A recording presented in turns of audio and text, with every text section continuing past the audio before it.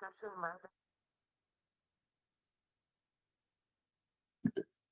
Vamos lá, gente. Boa noite, só para a gente não correr aí dando horário, tá? Sejam todos bem-vindos. A gente hoje vai bater um papo com vocês sobre a necessidade do feminismo, um conto da Aya. É, a gente até pode falar de redação, né, Vitória? Tirar algumas dúvidas, mas o foco principal é essa aula temática. Eu já começaria normalmente a aula falando para todo mundo assistir a palestra, mas depois de ontem, na verdade, eu só vi ontem, é sinal de que nenhum aluno viu antes de mim, né?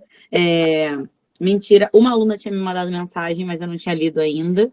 Mas é uma ex-aluna que está no terceiro ano de medicina e porque ela estava vendo a palestra do Condaé, não sabemos, mas ela estava vendo. Que viu lá a menção ao curso, então é claro que é para vocês assistirem a palestra, já seria não tendo menção mais ainda, se vocês puderem, né, enfim, comentar, prestigiar lá o UERJ, que propõe, oi Amandinha, boa noite, que propõe essa reflexão sobre o livro, né? Assim, em teoria, o vestibular não é obrigado a fazer isso, né? Acho que, pelo menos de todos os vestibulares que eu frequento, né? E são muitos, acho que a Unicamp também oferece assim uma prévia, uma conversa do vestibular, mas sem ser elas duas, eu acho que mais ninguém oferta isso, né? Vitória é filha da UERJ como eu, então somos sempre muito orgulhosas por muitos motivos. Sim. Vitória, muito obrigada por aceitar o convite. Fique muito à vontade, a aula é sua. Quer falar? Não, feliz de estar aqui, né? A gente já acompanha o Poli há bastante tempo, desde quando eu era universitária, e hoje estar aqui já formada como professora é uma honra, uma referência, né? Está sendo citada até na palestra da UERJ, arrasou, foi muito bonito, merece. É isso, gente. Então, fiquei à vontade. Oi, Manuela, boa noite. Para fazer perguntas. Obrigada, Madu. Fiquem à vontade para fazer perguntas. Vamos tentar refletir sobre quase todos os possíveis temas que a gente pode encontrar. São muitos os temas sobre o mundo feminino, né? Sem sombra de dúvida, não sei se Vitória concorda comigo, a temática principal, o eixo central, né, do livro. Com certeza. A gente acha muito que, ainda que o tema da redação não seja necessariamente sobre mulher, ou tenha essa palavra, né, feminino, mulher no tema, que você consegue, caso você queira, o tema que for, atravessar esse argumento, né? Então, é uma aula muito importante, não foi a primeira aula que eu dei, ao longo do ano eu senti outras necessidades, né? Vocês viram que eu dei aula com 2 professores de história, porque os primeiros temas que eu fiz e que os alunos estavam escrevendo, eles estavam muito limitados, né? Assim, ficando no mesmo período histórico, a coisa estava demorando a andar um pouco, então eu preferi dar mais importância, vamos dizer assim, inicialmente, a outras temáticas, mas não é por isso que essa não é a temática, senão a principal, a mais importante, tá? Então, a gente vai tentar aqui ajudar o máximo que puder. Se alguém quiser contribuir, fica muito à vontade, né, Vitória? Porque não é para mim ficar falando aqui sozinha, não, tá? Que bom, Yasmin, você descobriu pela palestra, que bom. Já assistiu. Mais uma aí, tá? Vamos lá. Então, aqui a gente tem algumas notícias antigas e atuais, né, Vitória? Que é uma reflexão que a UERJ gosta muito que você consiga fazer esse paralelo entre o livro, o que você leu no livro, e ainda o que você consegue relacionar com a vida real. Quer falar um pouquinho para a gente, Vitória? Não, pode ser. Aqui a gente tem umas notícias, né, bem recentes, no ponto de vista histórico, quase ontem, e igual vocês fazem na redação, né, apresentar o repertório, é interessante para a gente contextualizar essa necessidade do feminismo, essa necessidade de, bom, tem alguma coisa errada de os homens terem acesso a essas situações e as mulheres não. E a gente tem aqui, de 1500 a 1827, as mulheres não tinham o direito de estudar. Então, a quem interessa a gente não estar na escola, a gente não estar num espaço que é feito exatamente para refletir e para a gente pensar, né, ter o nosso senso crítico ali aguçado, desenvolvido. Bom, quanto mais isso acontece, mais inerte, mais apático e submisso é mais fácil da gente ser mantido. Essa aqui é assim, ontem, né, 1979, assim, minha mãe era uma criança ainda, o futebol feminino foi proibido por lei, e isso é tão normalizado que a gente colocou aqui, é um jornal, né? E a manchete, o título é Pé de Mulher não foi feito para se meter em chuteiras. E não era só uma sugestão, né? Se as mulheres fossem pegas jogando, elas eram presas. Então, assim, esse aqui, 1977, extremamente recente, o divórcio está aprovado. Então, imagina você tá ali com um companheiro em que você não quer mais estar, e você simplesmente não pode ir embora, né? Você não tem esse direito de escolher com quem você permanece, com quem você divide a vida. Isso me lembra uma cena muito, muito emblemática do livro, em que a tia Lídia fala que para as aias que estão ali, seria mais difícil se acostumar com essa situação, porque elas viveram a vida de antes, né? E a geração seguinte seria mais fácil de acostumar, porque elas não teriam conhecido aquela vida promíscua. Ou seja, o apagamento dessa questão histórica de quem a gente foi, do que a gente passou, é muito interessante para manter o nosso grupo enfraquecido, porque se você não sabe o que aconteceu, as lutas que foram anteriores à nossa vivência de hoje, é muito mais fácil de ser manipulado. Essa notícia aqui de 2024, Lei Maria da Penha avança, mas não coíbe alta de crimes contra a mulher. Também dá para a gente falar muito disso na redação, né? Uma lei de 2006 que tenta proteger a mulher de todo tipo de violência, né? Seja doméstica, que é a ênfase da lei, mas psicológica, verbal, moral, todos os outros tipos, mas ainda assim só a lei, de maneira isolada, não é suficiente. A gente tem visto casos de feminicídio crescendo, até dialoga com a notícia seguinte, que é uma notícia de 2022, né? O número de pessoas forçadas a casar aumenta, 42%. E aqui, como a Polly sinalizou quando nós estávamos conversando, que fala também de casamento infantil. A gente não está só falando de mulheres adultas que são forçadas a casar. Em alguns cenários, em alguns países, a gente está falando de crianças, né? De meninas de 10 anos, 12, que são ali forçadas a exercer a sua fertilidade, né? Bom, já tem 12 anos, já está ali no período fértil, pode reproduzir, vamos casar, vamos levar adiante essa ideia de família, né?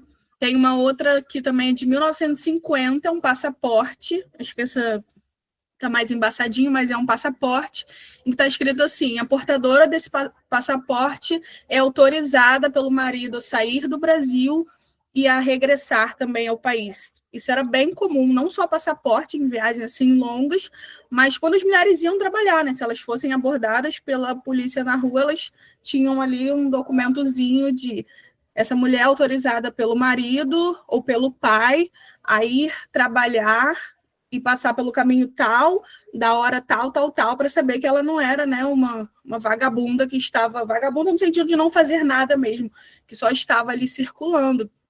Então, são marcos que, para a gente, hoje, pode ser ok, né? A gente levanta e a gente está aqui num curso debatendo sobre tudo isso, vocês vão fazer vestibular, né? Querem trabalhar, só que, assim, tem uma luta muito grande por trás disso, muito grande e muito recente, porque ela é contínua, né? Não dá para a gente falar, isso aqui foi há milhares de séculos, ou o que for, não, sim, divórcio, 1977, né, ontem, não poder jogar futebol, e aí a gente pensa, isso tudo reflete em como a gente, nos problemas que a gente tem hoje. Se a gente tem um Neymar que ganha 100 vezes mais do que uma Marta, não é aleatório. Ontem a gente tinha mulher que não podia jogar. Então, isso vai tendo desdobramentos que, se a gente não mantiver a luta, a gente vai para o retrocesso, né? Ou estagna ou vai para o retrocesso. Pode passar. Então, aqui a gente traz para vocês a definição, né, de feminismo. O feminismo, às vezes, soa para alguns grupos sociais como um assunto muito polêmico, né, uma pauta que as pessoas, assim como outros assuntos, elas querem muito ou dar opinião ou acusar a necessidade ou a não necessidade, que não é preciso ou que é preciso.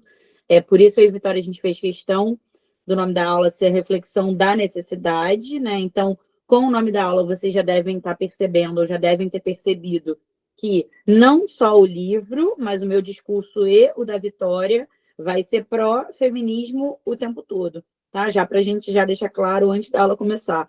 Então, é uma doutrina cujos preceitos indicam e defendem a igualdade de direitos entre homens e mulheres, ou movimento que combate a desigualdade de direitos entre mulheres e homens. E ainda, ideologia que defende a igualdade em todos os aspectos, social, político e econômico, os 3 aspectos muito profundos do livro, né? Então, o livro vai ter um golpe de Estado, que é feito por homens, os filhos de Jacó. Esse golpe de Estado, ele alcança e acarreta questões sociais, questões políticas e questões econômicas, em que as mais afetadas, não são as únicas, mas as mais afetadas são as mulheres, as castas femininas. Então, para quem já assistiu às últimas aulas, a gente falou um pouco dessas castas femininas na aula de Revolução Iraniana, se eu não me engano, que é a primeira aula com o Lecas, mas não tem problema nenhum repetir que castas femininas do livro: aias, martas, tias, esposas, não mulheres, ainda tem a éconos esposas, que são menos faladas, mas elas também aparecem, tá? Então, são castas muito importantes para vocês entenderem a aula de hoje e para vocês, sobretudo, conseguirem fazer essa redação lá no dia 1º, tá?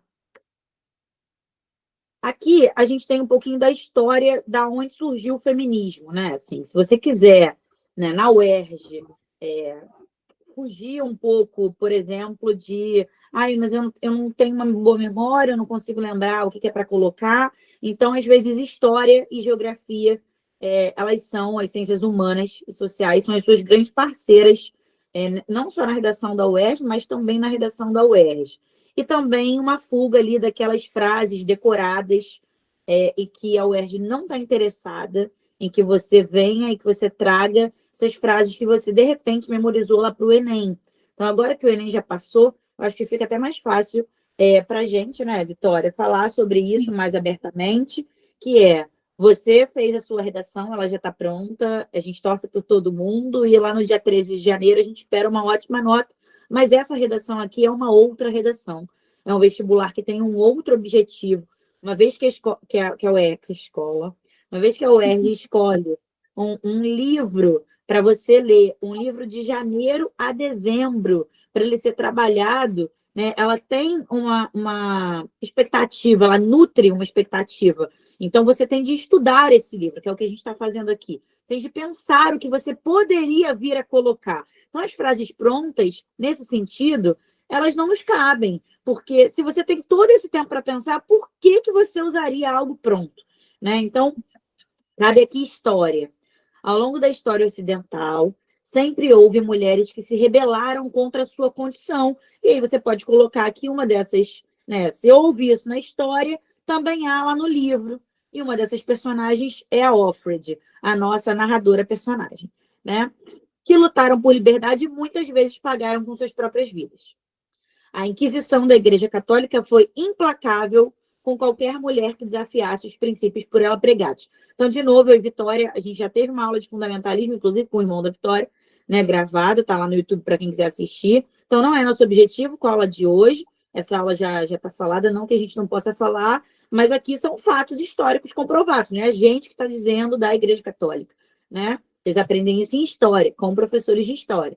Então, que desafiasse os princípios por ela pregados como dogmas insofismáveis, ou seja, que não tem argumento. Mas a chamada primeira onda do feminismo aconteceu a partir das últimas décadas do século XIX, quando as mulheres, primeiro na Inglaterra, então para quem quiser colocar esse dado, que primeiro isso aconteceu na Inglaterra, organizaram-se para lutar por seus direitos, sendo que o primeiro deles se popularizou foi o direito ao voto. Então, tanto fora do Brasil como no Brasil, o primeiro grande estopim do feminismo é a questão eleitoreira, né? A questão eleitoral, é a questão do voto, do sufrágio. Tudo isso é sinônimo. Por isso, o nome dessas mulheres são as sufragistas. Como ficaram conhecidas, elas promoveram grandes manifestações em Londres, foram presas várias vezes, fizeram greves de fome. Em 1913, na famosa corrida de cavalo em Derby, a feminista Emily Davison atirou-se à frente do cavalo do rei, morrendo. O direito ao voto foi conquistado 5 anos depois. Poliana, por que essa feminista, né, chegou a esse extremo, né, de tirar a própria vida nessas circunstâncias? Porque era uma temática que era pouco disseminada, as pessoas não conseguiam avançar nesse debate, né? Então, talvez, pressupondo aqui, ela tenha feito isso uma medida extrema, uma medida drástica, né, para ter atenção, para olhem por nós, porque se vocês não olharem, olha o que pode acontecer, algo nesse sentido, tá? Quer comentar alguma coisa, Vitória? Posso ir? Não, novamente, essa questão da percepção da sensibilidade que a UERJ gosta que a gente tenha de, bom, um domingo qualquer a gente levanta para votar, né? Tem uma eleição ali que a gente geralmente vota bem perto de casa, para a gente é muito natural, e sob que contexto a gente tem esse direito, né? Ontem aqui pessoas morrendo, fazendo greve, um marco histórico que permitiu que a gente fizesse o que a gente faz hoje. Né? Enfim, aqui estão as sufragistas, inclusive tem vários filmes sobre as sufragistas que eu acho que vocês podem acessar, assistir filmes, ouvir músicas. É uma forma de você se preparar para essa redação. A Madu estava falando ainda há pouco, né, Madu? Tá todo mundo cansado já. A gente também tá, né, Vitória? Então, assim, a gente está aí numa reta final, mas a gente tem que dar um gás. Eu sei que parece meio discurso motivacional, mas não é não, tá? Eu também estou cansada, mas que você use o seu cansaço, né, o seu ócio, para algo que você possa, de repente, refletir e usar lá na frente. Então, vai ter o feriado do G20, né, a partir de amanhã. Eu sei que a maioria de vocês devem ficar em casa. Talvez escolher um documentário, escolher um filme, escolher uma série, não necessariamente o Conto da Aia, né, para que você pense sobre o que você pode adicionar ali, o que você pode contribuir. De repente, ouvir uma playlist de músicas que você pode usar. Enfim, tem uma infinidade de coisas para a gente fazer. Então, fica aí a dica das sufragistas. Seguindo. Feminismo no Brasil. Caso você não queira falar do mundo, você queira falar do Brasil. Nossa primeira onda do feminismo também se manifestou pela luta ao voto, como eu já disse anteriormente. As sufragistas brasileiras foram liberadas por essa moça chamada Berta Lutz. Ela era uma bióloga, cientista de importância, que estudou no exterior e voltou para o Brasil na década de 1910, iniciando a luta pelo voto, aqui no nosso país.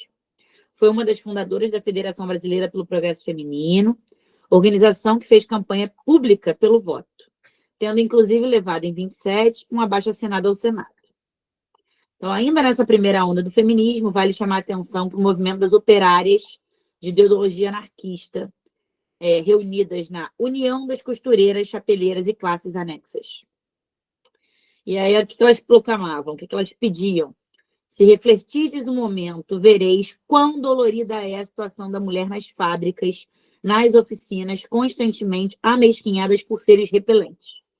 Esse feminismo inicial, tanto na Europa, nos Estados Unidos e no Brasil, perdeu força a partir da década de 30 e só retornou a partir da década de 60. Então, para pensar assim, né? Hoje, nós somos mais empoderadas, e estou falando nós porque somos Vitória e eu, e somos maioria aqui na turma porque eu acabei de olhar, né?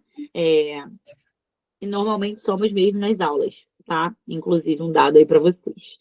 Se hoje, de repente, tem meninas aqui que querem fazer ou medicina, ou odonto, ou engenharia, ou economia, ou TI, enfim, o curso que cada uma quer seguir, né? E às vezes não são cursos predominantemente femininos, são cursos predominantemente masculinos, a gente só pode por conta desse momento, né? E por conta, sobretudo, desse pleito de... olha só o nome dessa união, costureiras, chapeleiras e classes anexas, né? Como se fossem apenas profissões feministas, né? Desculpa, apenas profissões femininas, em que os homens não estavam ali. Então, talvez se eles estivessem, as condições de trabalho seriam melhor cuidadas naquele momento em que a sociedade já era muito patriarcal, né? E essas mulheres não estavam sendo vistas e elas queriam seus direitos básicos, né? Um trabalho salubre, uma condição de trabalho digna, tá? Então, se hoje a gente pode ter acesso a todo qualquer tipo de curso, todo qualquer tipo de emprego, óbvio que isso não nos lima de passar por determinadas situações, infelizmente a gente ainda passa, né? A gente não avançou tanto ainda nesse debate, como a Vitória falou, a questão do futebol, mas não é porque é jogadora só de futebol, professoras também passam por isso, engenheiras também passam por isso, nutricionistas também passam por isso, né? Querer tirar a mulher desse lugar, dessa profissão, ou da profissão que ela escolheu, né? Vitória e eu fizemos um curso predominante, não sei se alguém aqui quer fazer letras, alguém quer fazer isso? Predominantemente feminino, né? Apesar disso, encontramos uma grande parcela de professores homens na nossa área, né? Não é que não possa ter, é só que certamente tem mais mulheres formadas nessa área e a gente não é maioria mesmo na nossa área, tá? A conta não fecha, né? De alguma forma. Exatamente. Enfim, acho muito que vocês deveriam se dedicar a estudar, pesquisar, conhecer Margaret Atwood, né? A professora fala muito lá na palestra, e a gente às vezes tem dúvidas meio inadequadas de por que ela escreveu esse livro, assim. Você pode até ter essa dúvida, você pode até de repente encontrar essa resposta em entrevistas dela, mas as motivações que a fizeram escrever, elas não são tão importantes quanto a relação que a gente faz entre esse livro e a vida real, né? O agora, o presente. Então, eu coloco aí, ó, a profetisa do presente, né? A Margaret Atwood. Saber dela é saber fazer uma redação sobre o livro dela. Você pode mencioná-la, e não só para tabelar, né? Só para... o livro é da Margaret Atwood, só para conferir a ela a autoria do livro que é dela, que é o mínimo que a gente pode fazer. Você pode fazer mais que isso, né? Você pode contextualizar ali relações dela no livro. Então, eu e Vitória, a gente separou para vocês aí 4 citações dela em momentos diferentes. E, por fim, a gente coloca aí o link de uma entrevista que ela concedeu, já está traduzida, tá? Antes que alguém ache que eu estou doida e botei uma entrevista em inglês para vocês lerem. A entrevista já está em português, ela já está traduzida, assim como essas citações. Então, a primeira citação que a gente separou é: quando eu escrevi o livro, quem está dizendo isso? Ela, a Margaret Atwood. Quando ela escreveu o Conto da Aia, ela diz que eu estava tendo certeza de que não estava colocando nada na história que seres humanos já não tivessem feito em algum lugar, em algum momento. Eu falei muito disso na aula com o Vilguinho, né? Assim, a gente ficou muito batendo nessa história social do tempo de tudo que ela bota que está acontecendo no livro não é inventado, já aconteceu em algum momento. E ele foi me ajudando nessa linha do tempo de, olha, tá vendo por que tem isso aqui no livro? É porque aconteceu isso aqui na história. Ou do Brasil, ou do mundo, muito mais do mundo, porque a gente está falando de uma autora canadense. Tudo bem? Depois ela diz: controlar o corpo das mulheres é controlar as mulheres. Daí a gente já tem 2 temas de redação. O primeiro falando do passado, né? Que o passado, infelizmente, ainda reverbera no presente. E a gente tem que cuidar para não reverberar no futuro. A segunda citação, ela fala sobre o controle dos corpos, sobre dominação dos corpos. Para quem estava aqui já no curso, né? Para quem já é meu aluno, sabe que a gente já fez temas sobre isso. E esse pode sim ser um grande tema. Ou sobre a reprodução, né? Você controlar essa reprodução, você achar que todas as mulheres são obrigadas ou têm de ter filhos, né? Vitória talvez ainda não ouça essas perguntas, porque ela é mais nova que eu, mas eu já ouço há bons anos. Quando que eu vou ter filho? Em que momento eu vou engravidar? Por que eu ainda não tive filho? E se eu, porventura, falo, de repente, que não quero ter agora, mas como assim você não quer ter agora? Você vai ter quando, então? Né? Me limitando biologicamente. A medicina está bem mais avançada, eu não sou tão mais velha assim, né? Assim, ainda estou nova, bem abaixo da idade limite que inventaram, mas as pessoas vêm com esse argumento como se fosse obrigatório eu parir. né, biologicamente é um filho meu. Então, é isso. É disso que a gente está falando aí na segunda citação. Depois ela diz, é um símbolo visual. Poliana, do que ela está falando? Ela está falando da roupa das aias. Né? Para quem nunca viu, há muitas manifestações hoje em que as mulheres, principalmente sobre os corpos das mulheres, ou sobre direitos das mulheres, né? As mulheres têm ido de roupa de aia e com a aba, né, nas cabeças, representando aí, então, o livro, consequentemente a série, claro. Então, as mulheres podem usar sem medo de serem presas por causar desordem, porque uma roupa não faz você ser presa, não é mais uma roupa daquela, né? Que a gente pode chamar de roupão, não é isso, Vitória? Um roupão vermelho com aquela aba, então você não vai ser presa por estar com o corpo todo escondido, né? E, por último, ela diz assim, em países que proíbem métodos contraceptivos, de novo sobre reprodução, e informação sobre saúde reprodutiva, o Estado reivindica a propriedade dos corpos das mulheres, né? O Estado está querendo decidir por você o que pode ou não fazer com o seu corpo. Então, uma mulher hoje sem um método contraceptivo, ela vai ter um filho atrás do outro. Não sei se necessariamente um por ano, mas um a cada 1 ano e meio, num estado fértil, né? Uma mulher que tem uma situação de fertilidade e uma saúde adequada. Através da gravidez forçada, porque isso é forçar a gravidez, né? O que o traje realmente pergunta aos espectadores, ou seja, essa roupa, o que essa roupa toda vermelha, com essa aba branca, pergunta para quem está vendo? Queremos viver em um estado de escravidão, né? As aias, elas são ali escravas, a gente tem que usar nessa redação as palavras certas, né, Vitória? As aias são escravas sexuais, é o que elas estão sendo. Elas são incubadoras de crianças, né? Elas são mulheres, barriga de aluguel, quando a gente usa esse termo, né?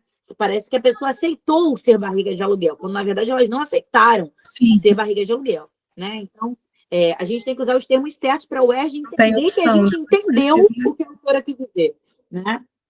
É isso. Quer falar alguma coisa, Vitória? Não, até aqui é tudo certo. Beleza. Gente, vocês têm alguma pergunta até aqui? Alguém quer perguntar alguma coisa? Não? Beleza.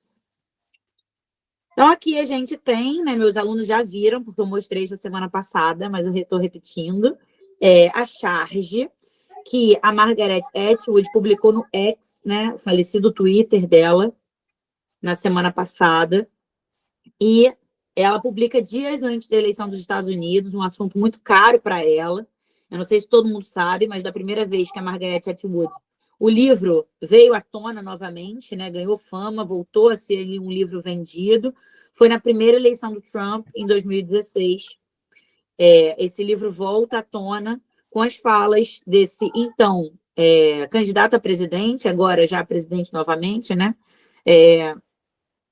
Que falava sobre as mulheres, né, de forma muito misógina, tá? De uma forma muito excludente, né? Reforçando essa sociedade patriarcal que aparece em Gilead, que aparece no livro. Então, o livro dela veio à tona por conta dessa volta, desse retorno do livro, né? Já que o livro é de 85. Ele acaba indo para a série, acaba sofrendo essa transposição literária. Acredito que a maioria de vocês conhecia mais a série do que o livro, né? O que é muito comum, tá? E agora, novamente, Margaret Atwood já aí numa quinta temporada, sexta temporada, já nem sei mais em qual temporada que o Conto da Aia tá, né, a série, ela publica essa charge, que não é dela, né, desse Mike Lukovic, em que as mulheres estão de aias, assim como as aias são narradas no livro, olhando para baixo, né, nessa posição quase que de condescendência, né, assim, de obrigada de eu não posso nem olhar para cima, nem olhar para os olhos, nem olhar para frente, eu tenho que olhar para baixo, nessa posição de serventia, de servas, que é o que elas são, né? Elas são tratadas como servas, sobretudo como servas sexuais, e elas estão olhando para baixo, com essa mão recolhida, né? Elas estão recolhidas, e elas estão passando por uma cabine de eleição / provador de roupa, né? E quando elas passam por essa cabine, ou seja, quando elas votam, Margaret Atwood, não só ela, como o chargista, está aí pressupondo que quando elas votam, elas não votam no Trump, né? Elas votam na outra candidata, que era uma mulher, não coincidentemente, e elas saem agora não mais como aias, mas como mulheres independentes, donas de si, né, dos seus direitos, dos seus deveres. Elas têm direito de vir, de usar a roupa que quiser, ou usa salto, ou usa bota, ou usa o cabelo liso, ou usa o cabelo cacheado, branco, enfim. Né, elas voltam e elas retornam a elas próprias, tá? Quer comentar, Vitória? Yasmin disse, eu vi que depois da nova eleição do Trump, os homens começaram a publicar no X a frase seu corpo, minha escolha. Motivos pelo qual não tenho Twitter, Vitória. Agora você está me entendendo? Olha só que horror, Yasmin. Você tem print, Yasmin? Depois me manda para eu botar nas últimas aulas essa tristeza, né? Isso aí é muito uma intertextualidade para meu corpo, minhas regras, né? Que é uma fala de feministas de forma geral do mundo todo. Então, eles pegam, eles recortam esse meu corpo, minhas regras e colocam seu corpo, minha escolha, né? Ratificando aí essa fala do então novo presidente e ratificando, sobretudo, essa misoginia, esse controle dos corpos das mulheres. Quer falar, Vitor? Como a Margaret fala naquela citação dela, na entrevista, né, de que ela não fala sobre nada que não aconteceu. Essa ideia da história ser cíclica, porque a gente tem o marco do feminismo com as sufragistas, e a gente tem uma situação aqui de semana retrasada do Trump ganhando novamente, ela tendo que, né, expor essa questão do voto. A gente aqui também no Brasil teve a primeira presidenta já muito tempo depois, então tudo isso é muito simbólico, tudo isso é muito próximo, e a UERJ quer ver essa nossa capacidade de relacionar toda essa questão histórica, né? Sair só do a gente foi calado na ditadura, né? Foi, claro, um momento cruel, não é esse o ponto, mas sair desse básico, né? Perceber as relações, principalmente com mulheres que estão ao nosso redor aí acompanhando, não só no passado, mas atualmente, né? Porque a gente tem a honra de poder acompanhar uma escritora que ainda está viva, né? Que ainda está produzindo, que está lúcida, ativa nessa questão feminina e feminista.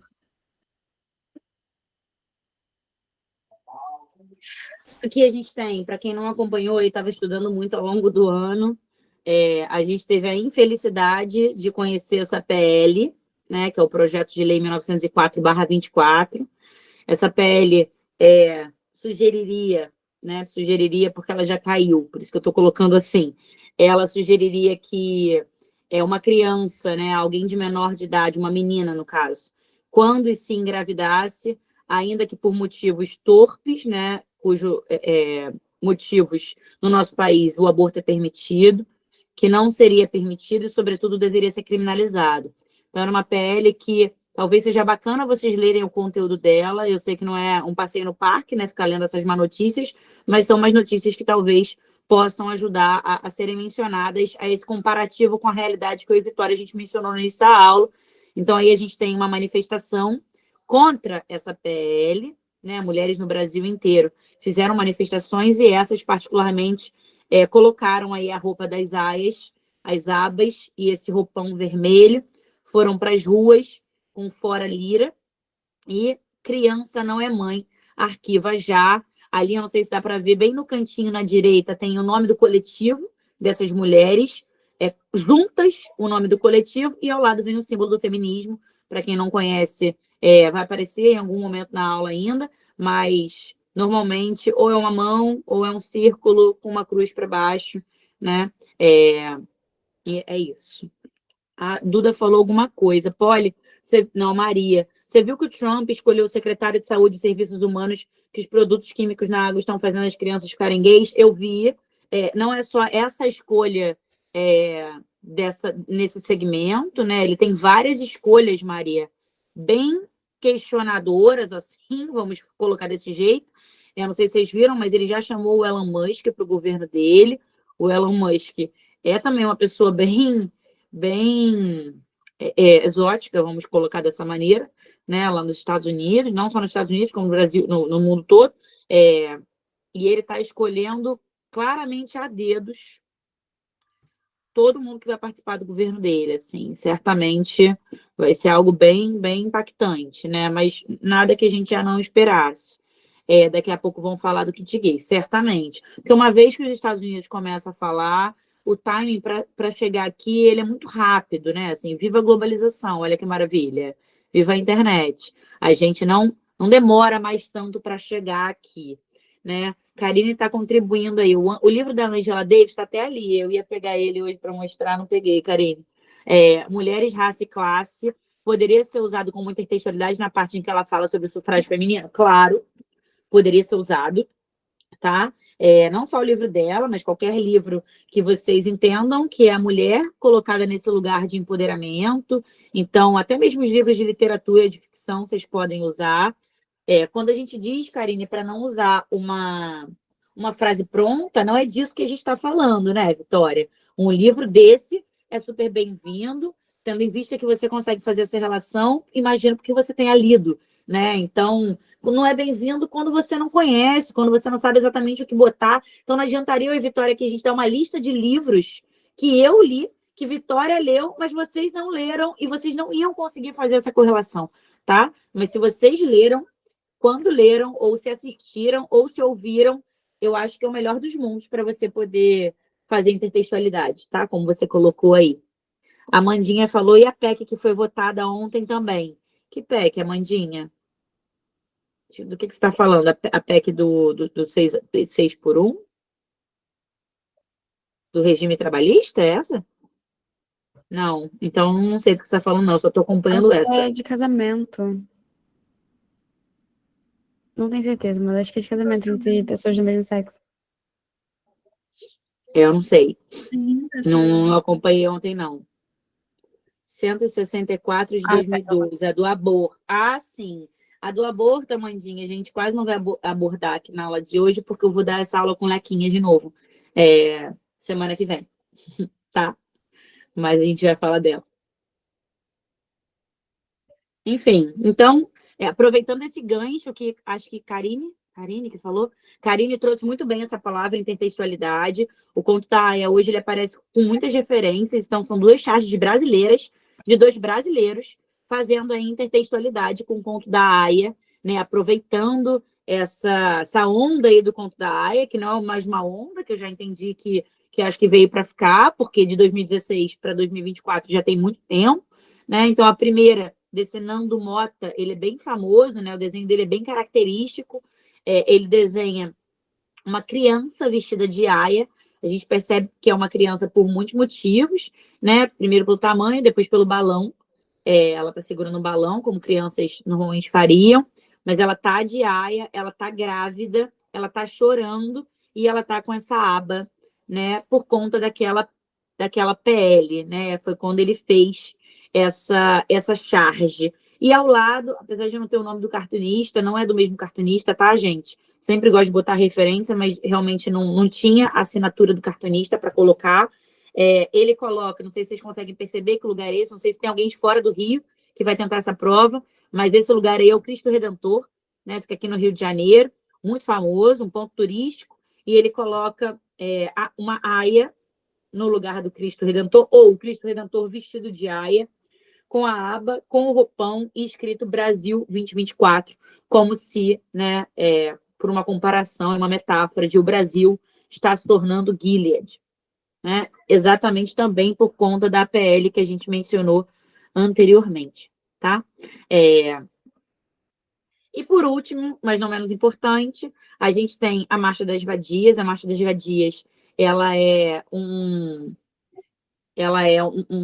movimento, né? Enfim, um evento já hoje em dia muito famoso no meio do feminismo.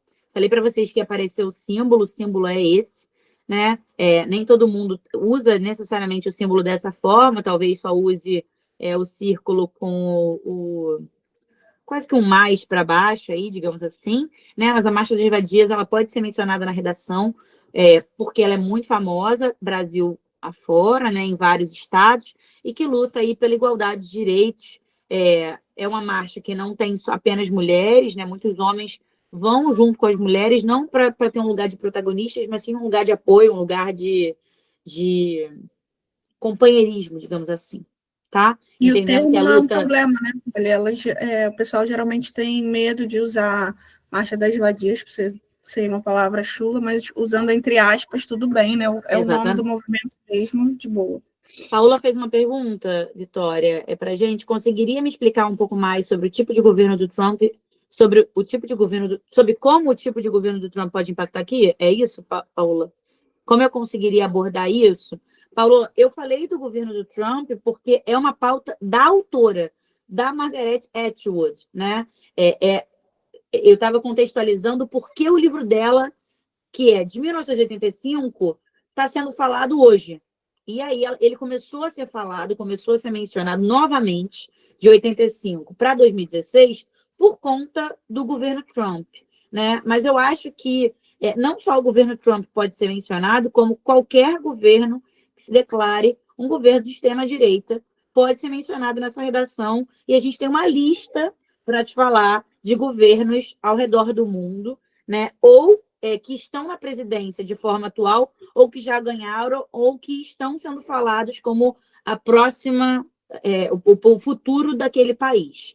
Tá? Então, todos esses governos, eles podem ser mencionados como governos que normalmente, eu estou usando normalmente porque não são todos, colocam a mulher numa posição subjugada, exatamente como quando ela coloca a Aya nessa posição subjugada. Então, esses governos, Paola, eles podem ser comparados, na minha opinião, não sei se a Vitória concorda, com o estado de Gilead, né? Com esse governo teocrático de Gilead, em que a pauta principal é vamos cuidar das pessoas, vamos cuidar do futuro da humanidade, vamos ter filhos, porque as mulheres estragaram tudo tomando anticoncepcional, e agora as mulheres vão precisar, as férteis, vão precisar procriar em massa para que o futuro da humanidade seja garantido, né? Para que esse cuidado seja garantido. É uma pauta de governos de extrema-direita. É claro que não é uma pauta de todos os governos de extrema-direita, o não uso anticoncepcional, por exemplo, mas do aborto, desculpa, normalmente é uma pauta muito, muito grande, né? Ser contra o aborto e não pró-aborto. Então, é isso que a gente consegue encontrar de igualdade entre Trump, Margaret Atwood, conto da Aya, né? Mas a gente está falando do Trump porque no livro, eu não sei se você lembra, Gilead toma os Estados Unidos, né? Os filhos de Jacó dão um golpe nos Estados Unidos, e por isso eu estou falando do Trump. Mas eu poderia, sem sombra de dúvida, estar falando sobre outros governos de extrema-direita. Então, tudo isso que você quiser associar, eu acho muito bem-vindo. No entanto, Paola, não é a minha área, né? E eu vou dar uma aula de geopolítica de governos de extrema-direita na semana que vem. Tá? E aí, imagino que vai elucidar muito mais. Vamos falar de cada governo de extrema-direita que você poderia relacionar, tá? E aí, assiste, por favor. Quer falar, Vitória?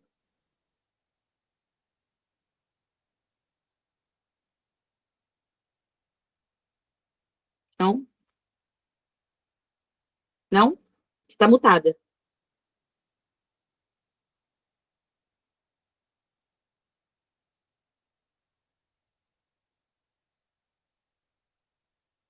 Vou seguir, então.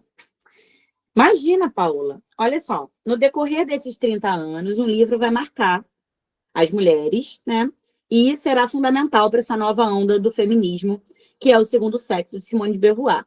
Então, apesar de eu ter colocado na aula, eu coloquei na aula, assim como Karine traz Angela Davis, a Simone de Beauvoir é muito importante, né? Uma leitura feminista muito importante. Então, se meninas ou meninos queiram se dedicar a essa temática, talvez esse aí seja um primeiro livro para vocês consumirem, não para a prova, óbvio, mas para posterior à prova, para que vocês possam entender um pouco mais da onde tudo isso surgiu. Então, em 49, a Simone de Beauvoir escreve esse livro, né? E nesse livro ela examina essa condição da mulher na sociedade, né? Que posição é essa que a mulher ocupa nessa sociedade? E ela explora questões relacionadas à opressão das mulheres, que pode ser que seja um tema dessa redação.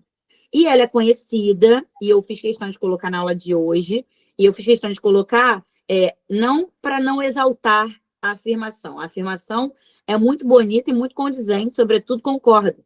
No entanto, você decorar não se nasce mulher, torna-se mulher, e jogar isso na sua redação não vai trazer nada de bom.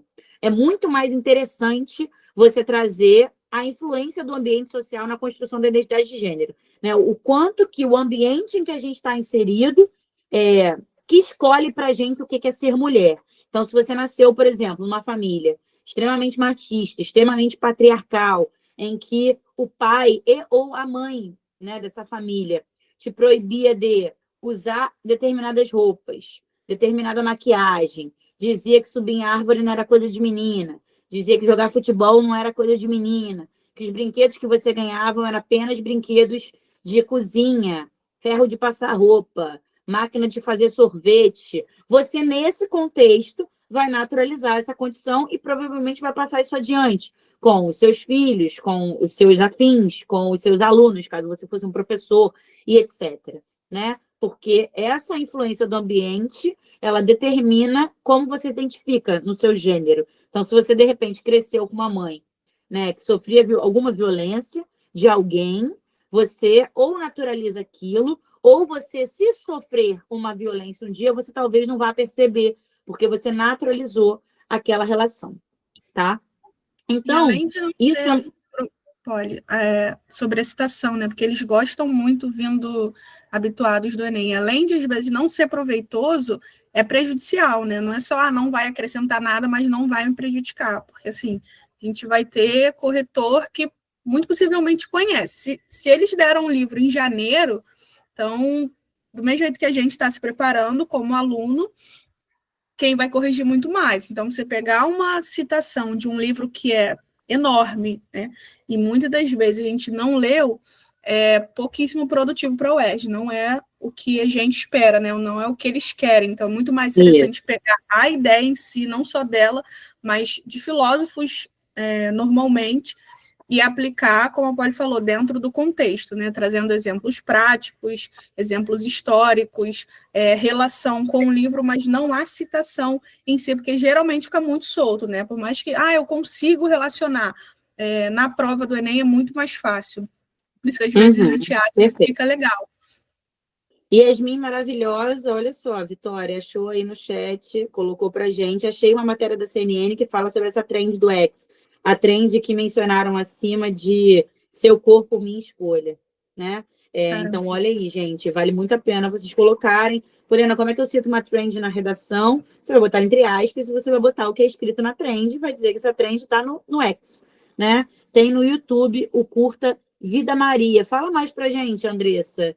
Sobre o que fala esse curta, esse Vida Maria? Não conheço, mas muito obrigada pela contribuição. Então, para a gente é muito mais interessante você perceber o que está aqui.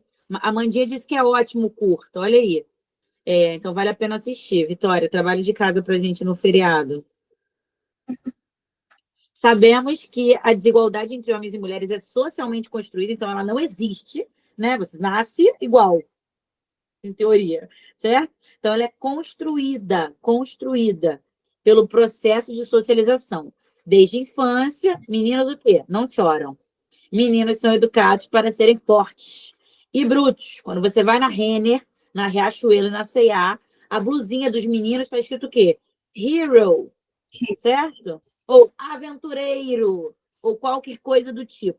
E quando você vai ver a blusinha das meninas, o que elas são? Delicadas e sensíveis. Rosa, purpurina, muito brilho e princess, ou qualquer coisa do tipo. Eu não estou dizendo que a Renner vai dar o mole de botar uma blusa com uma vassoura. Não é isso.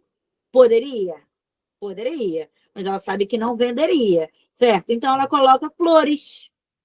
Então tem vários vídeos de menininhas pequenas, já bem empoderadas no YouTube. Eu não separei nenhum pra gente mostrar, mas lembrei de um aqui agora, que a menina fala, eu não aguento. As blusas dos meninos são super legais. Ela dentro da loja, gravando, e a mãe falando, né? Americana, a garotinha. E a blusa das meninas, princess, flowers. E daí a flowers, né? Ela fala assim. Então, vocês podem ir atrás dessas referências. E isso é uma referência que super caberia numa redação. Tá? E, novamente, não é só aquele discurso seco. Porque quando a gente fala, a Damares falou, meninos usam rosa, meninos usam azul, meninas usam rosa, a gente fica, nossa, que preconceituoso. Mas no dia a dia, a gente vai num chá revelação, é muito intuitivo a gente não problematizar, você cortar um bolo e o menino tá ali representado pelo azul, é muito ok, agora menos, na verdade, uma menina recém-nascida na maternidade ter a orelha furada. Então, são situações que a gente normaliza em todo esse processo de socialização que a gente espera, né, que vai ter aquele vestidinho, aquele laço, né, você vai ali e vai sendo marcada. Né, furou a orelha, botou o laço, botou o vestido, porque o bebê ele precisa diferenciar, ele não pode ser só um bebê. Então, às vezes, é muito seco quando a gente vê na internet, mas a gente naturaliza isso. E a UERJ gosta dessa criticidade, ela espera que tenha isso nessas situações que são cotidianas, são normalizadas, mas não deveriam. Eu não tô rindo de você, não, tá? Tô rindo da Yasmin, que falou, nossa, odeio tanto isso de chá revelação com rosa e azul. Yasmin, para começar, eu odeio o chá revelação. Não me chamem. O azul e rosa, então, nem sei. Andressa, você quer falar com a gente? Pode falar. Andressa está com a mão levantada. Fica à vontade. Oi, boa noite. É que a senhora falou que era para eu falar mais sobre o curso. Claro, pode falar. Então, ele aborda uma criança, a Maria, né? Que ela quer aprender a ler e escrever, só que a mãe dela fala para ela caçar o que fazer, né? Serviço doméstico, ajudar em casa. Eles moram assim no sertão, no Nordeste. Só que ela acaba crescendo, para de escrever e ler, acaba crescendo, começa a ganhar um corpo assim de moça, conhece um rapaz, o Tônio, acaba casando, engravidando, e tem vários filhos homens. E a caçula dela é uma menina, que também quer aprender a ler e escrever. E aí, quando a mãe tá mais velha, fala assim, filha, vai procurar caçar o que fazer, a mesma coisa. E aí isso vai se repetindo, porque são várias Marias. Maria da Conceição, Maria de Fátima. E é sobre isso. É super divertido, é curto. É muito bom. Paola disse que se relaciona muito com o livro. Vou assistir. E aí menciono na próxima aula com preciosismo. Ana Carolina disse que já assistiu. Gente, todo mundo já assistiu, menos eu. Estou me sentindo esquecida. Mas muito obrigada, tá? Vamos assistir, para quem não assistiu, como eu. Então, aqui a gente tem muitas referências da época que a Damares falou isso. Não sei quantos anos vocês tinham, né? Mas não tem tanto tempo assim. E ela disse que meninas tinham que vestir rosa, meninos tinham que vestir azul. Ali está o contrário, né? Porque estavam ironizando nessa festa, ia para o lounge, 12 de janeiro, ironizando que tinha que ser o contrário. E abaixo fizeram intertextualidade, colocaram ela de tia Lídia, a Damares, né? Para quem não lembra, Damares era ministra daquele ministério enorme, que eu nunca lembro o nome, mas era da mulher, da família e dos direitos, não sei se humanos, algo assim, tá? Tinham 3 palavras. Isso. Então, a Damares está aí colocada como a tia Lídia, que determinava, né, que era esse algoz aí das aias. A gente pode chamar ela assim, né? Ela era o verdadeiro algoz das aias, no sentido de ela era arbitrária, mandava, né? Enfim. Ana disse, tem um ponto sobre a Serena Joy que está muito em alta, a questão das trade wives. É assim que pronuncia, Ana Carolina? Me ajuda aí. Trade wives? Boa noite. Boa noite. É a questão das trade wives, que vocês provavelmente conhecem, né? Esse movimento que está tendo principalmente no TikTok. E a Serena, ela tem muito a ver com isso. Tem até uma parte aqui que eu destaquei no livro, que ela fala a respeito disso, né? Que ela era uma boa oradora, sabia fazer bons discursos, e os discursos eram sobre santidade, sobre as mulheres terem que ficar em casa, mas ela própria não fazia isso, porque a função dela era fazer esses discursos. E hoje em dia a gente tem muito disso agora, tipo, parece que é uma onda de mulheres, onde a mulher não tem que trabalhar, tem que ficar em casa cuidando da família, mas elas fazendo isso, elas estão trabalhando. Sim. O faço que eu digo, mas não faço o que eu faço, né? O velho e bom ditado popular aí cabe nisso. Tá, mas perfeito. É o crescimento da busca pela esposa troféu, né? Eu quero ser isso, um retrocesso para a gente, mas... Então, a gente tem aqui a Bíblia, né? A gente consegue fazer associações dessas figuras femininas com a Bíblia, mas vou deixar a Vitória começar esse papo aí com vocês. A gente sabe que o Brasil está se tornando cada vez mais um país evangélico, né? Isso está crescendo muito. E, para além do evangélico, a gente já tem um número expressivo como católico. Então, a Bíblia está muito presente no nosso dia a dia, em como a gente vê o mundo, na nossa moralidade, nas nossas perspectivas, na nossa argumentação. Quando a gente vê sobre aborto, né, muito dos argumentos são questões religiosas, e isso tem um diálogo, né? Obviamente não é à toa. Quando a gente pensa nesse papel da mulher, a gente pode ir lá para o início, né? O início, de acordo com o imaginário bíblico, Eva e Lilith na mitologia judaica, né? Então, a Eva ali como primeiro Lilith, né? Que foi ressignificada muito ao longo do tempo, mas ali na ideia judaica, né? Nessa mitologia, ela é criada junto com Adão, né, de igual para igual, ambos são feitos do pó da terra, e aí naquele momento ali de que ela deveria se submeter, ela não aceita isso, né, ela não aceita ser inferior a ele, e ela é expulsa do paraíso. Tem vários desdobramentos em cada história, mas ela se relaciona com demônios, ou é vista como um demônio mesmo. Ela é ressignificada hoje em dia, mas essa é a visão assim mais geral, porque ela foi insubmissa, né? Então não serviria para esse papel da mulher. E aí ela é amaldiçoada, deixada de lado, e a gente tem Eva. E aí Deus não cometeria o mesmo erro, e aí faz da costela, né? Não de igual para igual, mas para ser ajudadora, para ser aquele papel coadjuvante.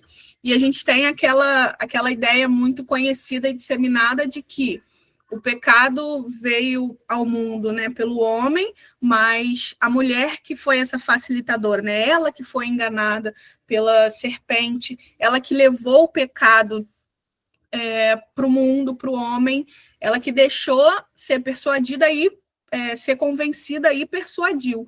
Então, ela sempre nesse papel de que tem essa força, essa malícia de manipular, de fazer o que ela quer que seja feito, independente de ser certo ou não, né? E o homem ali naquele papel de que a fraqueza dele é a mulher.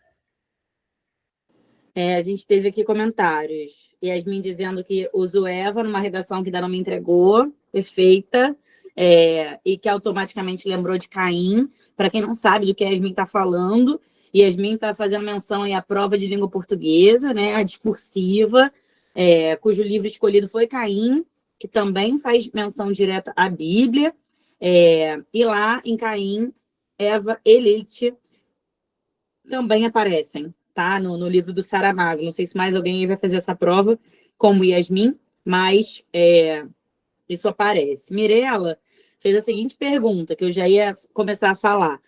A Lilith é um personagem mitológico ou bíblico? A Lilith aparece, né, Vitória, em muitos segmentos, tá? Lilith aparece Sim, na Bíblia, como a Vitória falou. No apócrifo, né? Na Bíblia, assim, no cânone que a gente tem oficial, ela não aparece, não. Ela é mais uma questão mitológica judaica, que aparece em alguns livros apócrifos, mas não é no nosso cânone. Então, a Lilith aparece em outros segmentos, Mirella, não só como um personagem mitológico, mas aparece como uma deusa para algumas seitas, aparece como referência para Wiccas, por exemplo, para bruxas, de forma geral. Tá? A Lilith é um personagem que vai aparecer aí, mas eu acho que, sobretudo, independente de onde ela vem, né, independente da figura que você pode abordar na redação como uma figura que denota, né, um arquétipo de resistência do status quo. Assim, ela quebra correntes, né? Se ela, nessa figura mitológica aí, seria a primeira mulher, mas ela resiste a não aceitar os comandos, ela é essa figura feminina empoderada, digamos assim, né, de resistência. Então, acho que você pode compará-la, caso você queira, né, nesse segmento, sabe? Ela foge um pouco ao arquétipo da mulher que errou, né? Ela não entrou como uma mulher que errou, ela entrou como uma mulher de resistência. Ela não cedeu ao que esperavam dela, sabe? E eu falei dando aula com a Vitória já essa semana, né, Vitória, que é uma figura que muito me chama a atenção desde que eu sou bem nova, assim. Feministas de forma geral gostam do arquétipo de Lilith, tá? Só para te pontuar isso aí. Savana colocou que isso me lembra muito a justificativa bíblica para a escravização. Várias justificativas para manipulação em função dos próprios interesses dos dominadores. Eu acredito que sim. Eu acredito, sobretudo, que dá para você comparar isso, Savana, não necessariamente só sobre as mulheres, mas sobre o que se propõe em Gilead, né? Gilead é basicamente isso aí que você disse, né? Você escraviza pessoas, mas com justificativa, porque a gente precisa escravizar pessoas férteis para elas terem filho para a humanidade não acabar, né? Tudo em prol de uma verdade absoluta maior, mais soberana, tá? Ana disse, eu acredito que a questão que a religião é usada muitas vezes para manipular. No próprio livro, eles ressaltam grupos religiosos que são contra o regime de Gilead. As mulheres são proibidas de ler qualquer coisa no livro, inclusive a Bíblia. Raramente as pessoas que partem de discursos preconceituosos incluem a narrativa completa, é óbvio, né, Ana Carolina? A base de você manipular é você limitar não só conhecimento, leitura e afins, como você, sobretudo, manipular a narrativa completa, né? As pessoas, quando elas estão em ignorância, né, elas estão vivendo simplesmente o não saber, elas nem sabem do que se trata, né? O mundo é uma grande dúvida, né, do que poderia acontecer ou do que vai acontecer. A pessoa não sabe sobre nada, é a vida da Offred naquela circunstância, né? Ela não sabe de nada. O que ela sabe? É que ela vai ao mercado comprar laranjas e afins, né, a pedido da Rita e da Cora. É isso que ela sabe da vida dela. E ela sabe que se ela engravidar, ela vai ser super mimada, e ela sabe que quando ela tiver o filho, ela vai amamentar e depois vai ser mandada para uma outra casa para engravidar de novo, assim, uma gravidez em repetição, né, em sequência. Mirella falou que a questão do fundamentalismo religioso, sim. Paola falou, fica muito complexo caso eu use Rosa Parks como exemplo de luta dos direitos civis, falar que a repressão que as pessoas sofrem em Gilead, principalmente as mulheres, para evitar movimentos como esse da Rosa, não acho não, Paola, eu acho que super cabe, né, Vitória? Eu não Sim, vejo cara. problema nenhum, muito pelo contrário. Eu gosto bem, tá? Mas não esquece só que você não pode partir do pressuposto que o corretor tenha de saber disso. Você precisa contextualizar tudo para o corretor. Ele não tem que preencher nada para você. Ainda que ele saiba sobre o livro ou sobre Rosa Parks, ele não tem que fazer essa conexão para você. Essa conexão é da sua responsabilidade. A questão dela não ceder o lugar, tá ali bem expulado. Ana concordou. Elis disse... Regina, seu nome é lindo. Eu nunca tive nenhuma aluna com o seu nome. Um povo ignorante é um povo manipulável, claro. Inclusive, tem um tema antigo da UERJ que caiu em 1984, que é um tema que eu acho que super dá para fazer. Não vão repetir, claro, né? Mas é o da manipulação da informação. Eu acho que super daria para ser sobre esse livro, assim, para quem quiser olhar o tema que já caiu e quiser fazer sobre o Condaia, eu acho que super dá. Louise, olha aí, outra Louise, Vitória. Louise, a religião está ali para legitimar a opressão. Me lembro o episódio da Janine, que é estuprada, e tem que admitir que a culpa era dela e que Deus teria feito isso para lhe dar uma lição. Sim, eu acho bem que esse episódio cabe necessariamente em temas de manipulação da religião ou opressão das mulheres. Bem lembrado, Luiz. Acho um bom episódio aí. Savana perguntou se eu já abordei Chimamanda. Não abordei, Savana. Não abordei Chimamanda, mas por ocasião, assim, não é sem querer. Não é que eu não gosto, eu gosto. Inclusive, vários alunos me citaram no Enem há 2 semanas já agora. Chimamanda, eu posso inserir nas próximas aulas. Acho bem bacana, assim. Acho que super dá para colocar Chimamanda aí. Podemos? Uhum. Então, vamos lá. E aí a Bíblia segue mencionando outras mulheres, né? Exato. Fazendo sempre essa relação, como o conto da Aya faz, né? De Bíblia, mulher e opressão, a gente tem a Bíblia aí mencionando várias outras mulheres que são consideradas em situações imorais e que têm relações conflituosas, ali sempre sendo o pivô, né? Sempre sendo o problema da situação. A gente tem Dalila, que, para quem não conhece, né, tinha Sansão ali, o homem mais forte de Israel, e ele era nazireu, era separado.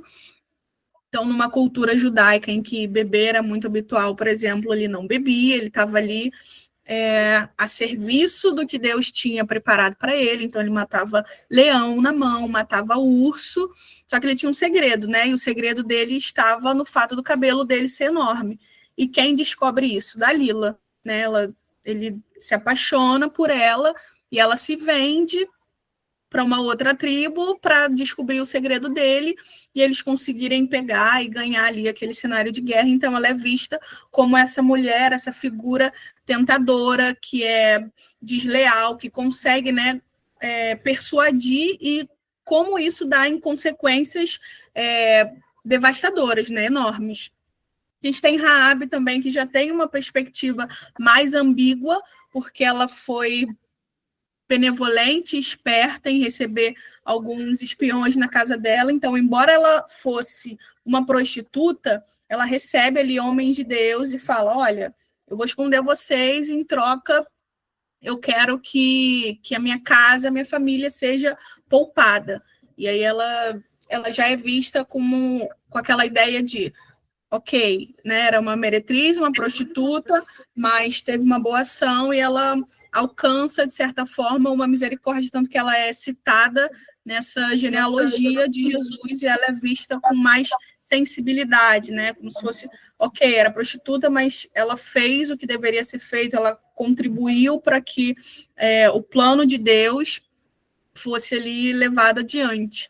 E a gente tem Jezabel, que é assim, um marco no Antigo Testamento, até hoje, né, essa ideia de espírito de Jezabel, e o livro traz isso com a casa de Jezabel. Era uma mulher muito forte, ela também é ressignificada no movimento feminista com uma mulher que liderava, que era esperta, né, que sabia o que queria. Vamos mostrar o vídeo, Vitória? Quer que mostre o vídeo agora? Quer que mostre o vídeo agora? Pode mostrar. Pode ir falando.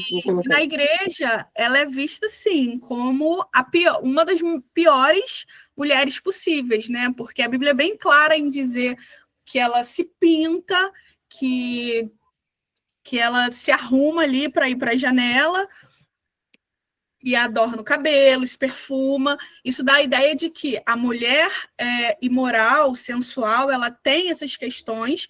Em contrapartida, obviamente, o oposto é uma mulher recatada, uma mulher boa, que não é lascívia, que não é sensual, ela não anda desse jeito, pintada, exibida, à mostra, vaidosa.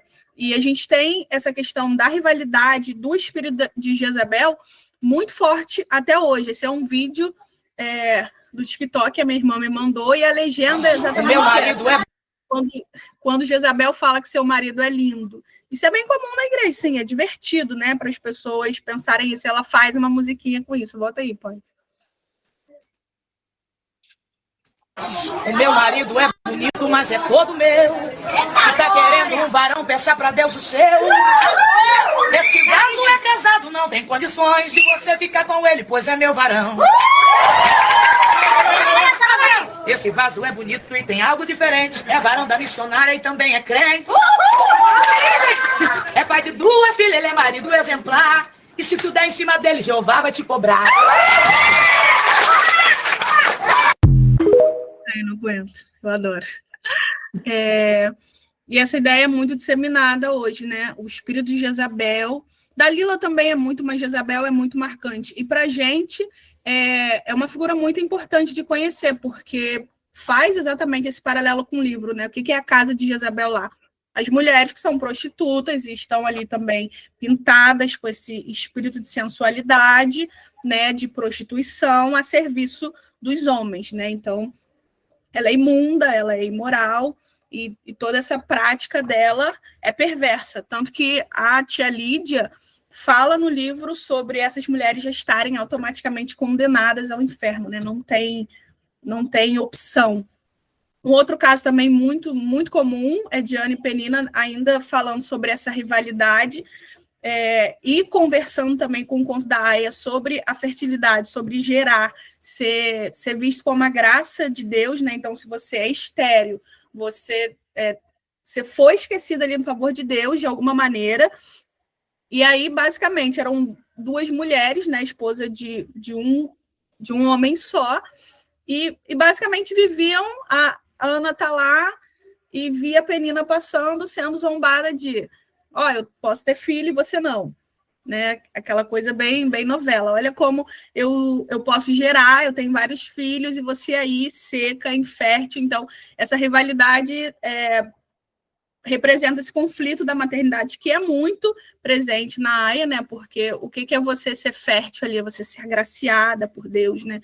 Essa ideia de dá para fazer esse paralelo de esposa e Aia, não com esse comparativo tão explícito, né? Não tem necessariamente esse deboche, mas eles convertem essa rivalidade, essa ideia de infertilidade, sequidão, para poder botar dentro de uma cerimônia, né? O nome é muito, a escolha é muito bonita para uma situação que é extremamente terrível, tanto que eles durante a cerimônia leem a Bíblia, né? Então pegam ali um trecho para legitimar aquilo de que é a vontade de Deus, e é super pertinente.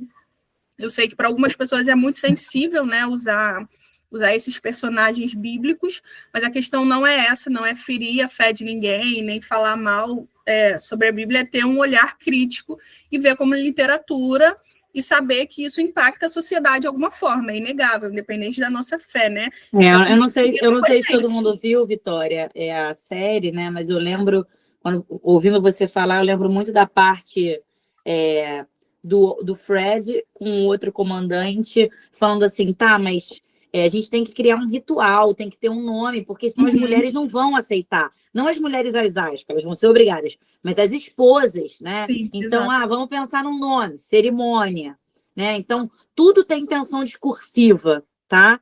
Não há neutralidade na linguagem. O nome não é aleatório. Isso pode ser, inclusive, um tema. Cerimônia foi escolhido porque cerimônia é algo bonito, né? É algo divino, é uma cerimônia. Um casamento é uma cerimônia, certo? Então, cerimônia foi escolhido não em vão. Também não foi escolhido em vão o fato de se ler um pedaço da Bíblia, nem o pedaço foi escolhido em vão, Sim, que é aquele pedaço lá das irmãs, né, que está na epígrafe do livro, está lá na nossa primeira aula, a gente ficou falando muito sobre as epígrafes do livro, que são 3. Então, tudo isso foi escolhido a dedo e eles vão... então assim vai dar, assim eles vão... Então, se cria um ritual. Essa cerimônia ela é ritualizada para que ela não soe como um estupro ou como se o comandante estivesse gostando de ter um ato sexual com a Aia, né? Para você tirar o prazer daquela situação. Por isso de roupa, por isso de luz acesa, por isso com um dia programado, né? Para todo mundo já saber que aquilo ali ia acontecer, enfim. Exato. Pode seguir. Tô tentando, não foi. Já foi agora. Aí a Jezebel de novo. Aqui. Que, infelizmente, né, para quem tem rede social, não é o meu caso, minha única rede social é o diálogo, mas eu, infelizmente, me deparo, às vezes, com essas notícias, né, e com esses comentários, sobretudo. Então, peguei aí uma notícia, uma manchete, né, de jornal. Brasil tem 5,5 milhões de crianças sem pai no registro. Poliana, o que isso tem a ver? Um livro que fala da fertilidade, da importância de procriar, da importância de gestar, reproduzir. Precisamos reproduzir, né? Porque quer cuidar dessas crianças. Mas, infelizmente, não é a realidade que a gente encontra, não só no nosso país, como no mundo. Então, ali, você sabia? Homens com idades entre 20 e 30 anos são pais de 39% dos filhos das mães adolescentes de 15 anos, né? Que foi a gravidez infantil, o casamento infantil que a gente já mencionou aqui hoje. Isso significa que homens adultos são pais de uma grande parte dos filhos nascidos de adolescentes. Ou seja, não é adolescente com adolescente, cometeram um erro, né? Mas as adolescentes são apresentadas como problema. A culpa é sempre da mulher, a culpa é sempre feminina. E culpa, medo, opressão da mulher são temáticas desse livro. Então, o que eu quero chamar a atenção aqui é para os comentários. Vocês querem trepar com um macho diferente toda semana sem responsabilidade nenhuma. Quando acham um otário com dinheiro, dão um golpe da barriga e depois chutam o trouxa e metem na justiça para tirar dinheiro dele e não deixar ver o filho. Que é esse senso comum que a gente pode criticar, não só pode, por favor, como deve criticar na redação. né? Que é essa fala social de que a mulher é uma mera aproveitadora. Ela só quer se aproveitar, seja lá do que for. Né? Às vezes a pessoa não tem dinheiro, ela não tem nada, não tem menos até que a mulher, mas a mulher está se aproveitando, do que às vezes não sabemos. Mas essa é a fala social, né? A fala social de que a pensão é um aproveitamento, né? De que você está roubando o dinheiro daquela pessoa. Enfim. Resumindo a notícia, só querem saber de Facebook, a gente pode atualizar para o TikTok, e beber e dançar funk no Find. Dá para qualquer um, e na maioria dos casos, nenhum cara quer ter relação séria com uma vagaba. Pura realidade. Exclamação, exclamação, exclamação. Parabéns, mulherada. Milhões de filhos que crescem sem a figura de um pai e sem compartilhar o seu crescimento com aquele que o fez. A mulher acredita que não precisa de um homem para viver e estende isso ao filho por conta própria. E aí, Savana, comentário. Suco do Twitter, tá vendo? Porque tu não tem Twitter, Vitória? Olha só. Temos na aula de hoje. Por que a Poliana não tem redes sociais? Yasmin diz, eles acham que tem um filho, independente do que vai acontecer depois, né? Não use contraceptivo, não aborte, não saia com um monte de cara, mas se você tiver também, sustente, não fica atrás de pensão R$300 para botar seu silicone ali, fazer a unha e viver na farra, né? Exatamente. Exato. Paula fez uma pergunta muito, muito boa, Vitória. Como posso apontar esses dados sem ser robótico como no Enem, mas sem deixar de ser um repertório legitimado? Só de você usar essa alcunha, Paula, já é o Enem, repertório legitimado. Mas você poderia usar dados estatísticos da mesma forma como você poderia usar em qualquer outra redação, colocando a fonte, né, da onde é essa pesquisa, e colocando o dado em si. Agora, eu acho muito difícil você saber esses dados de cor, ainda que você se prepare para essa redação já prevendo os temas, sabe? Então, eu talvez não iria para esse caminho. E não tem como não ser robótico como no Enem. Por quê, Paulo? E eu vou te explicar. Você pode achar que a implicância é minha, mas não é, tá? Quando criado um modelo, quando criado um caveirão, né, que é o modelo de redação que a gente chama, infelizmente aquilo se consagra, né? Aquilo se populariza, aquilo se consagra e aquilo fica numa espécie de altar. E aquilo vira referência. Você se afastar dessa referência é você não fazer o que está ali. Então, infelizmente, eu não consigo te garantir que usar um dado estatístico não pareceria um modelo prévio. Eu não consigo fazer isso. Não sei se Vitória concorda comigo. Pouco provável. Mas eu não consigo te garantir, assim. Vai perder ponto com certeza. Não consigo garantir isso, mas também não consigo garantir que você não vai. Difícil, tá? Difícil. É um lugar ruim, bem sensível da aula. Maria Luísa fez uma pergunta para você. Vic, pode citar a Bíblia e essas personagens na redação em si? Sim, com certeza. O que a gente não pode fazer com a Bíblia é usar como justificativa, né? Isso acontece porque você usar isso na sua argumentação. Mas fazer uma leitura crítica, comparar, até porque o conto da Aya perpassa a Bíblia em todos os momentos. A escolha do nome Casa de Jezabel, a escolha do nome das Martas, né, que são as mulheres que cuidam ali, é uma referência também ao Novo Testamento, de uma mulher que estava muito atarefada quando Jesus está perto dela. Então você super pode falar, igual rivalidade, falar de Ana e Penina. É claro que você vai ter que explicar um pouco mais. Não é igual você colocar qualquer trecho do livro em que o corretor sabe, né, tem a leitura prévia do livro, mas aí você dá um contexto pequenininho e faz a eu ainda não terminei de montar essa aula, Vitória, mas assim, para mim, todas as escolhas dos nomes, todas elas têm muita coisa por trás, assim. Como é que eu chamo o nome daquela esposa super malvada, super arbitrária, e coloco o nome dela de Serena? Né? Caramba, Ela é tudo menos serena, né? Ela não prega nem serenidade. Então, assim, eu acho muito que a gente tem de pensar sobre isso, sim, né? Sobre os nomes, sobre a escolha dos nomes e tudo mais. Savana disse que também não tem Twitter. Savana também está cuidando da saúde mental dela, como eu. E Yasmin diz, esse assunto me lembra aquele atleta holandês que mesmo depois de ser acusado de ter estuprado uma menina de 12 anos, participou das Olimpíadas, enquanto queriam proibir mulheres que usavam hijab de competir. É isso, excelente, né? Sim. Excelente, Yasmin. Eu acho que super você poderia colocar. Super. E você não precisa saber o nome do atleta, sabe? Com essas informações que você já colocou pra gente, super caberia uma boa colocação aí na redação. Yasmin, pode... Não entendi. Pode por senso comum, não? Porque é de conhecimento geral o fato dos homens abandonarem os Ah, filhos. está falando sobre a Ah, citação. tá. Que pode ser pelo senso comum. Pode, que não precisa necessariamente usar a estatística. É isso, Yasmin, que você está sugerindo? Sim, acho que sim. Acho que é uma boa saída que você apresenta aí para a Paola.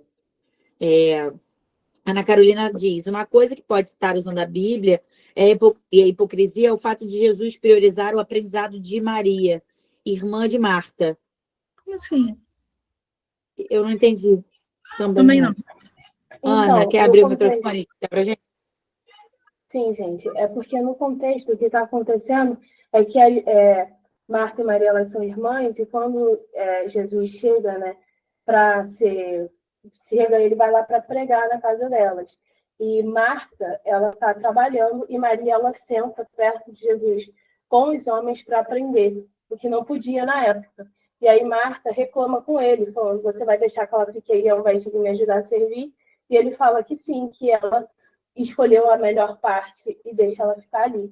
Isso é uma questão que eles não citam no livro, que eles manipulam totalmente. Por exemplo, eles não iam usar quando eu falei, né, que eles não usam a explicação toda, eles vão pegar só o que convém. Então, eu acho que isso é uma parte interessante para a gente falar sobre a hipocrisia, porque foi, no momento de Marta e Maria, priorizado a aprendizagem de Maria. De Marta também, se ela quisesse.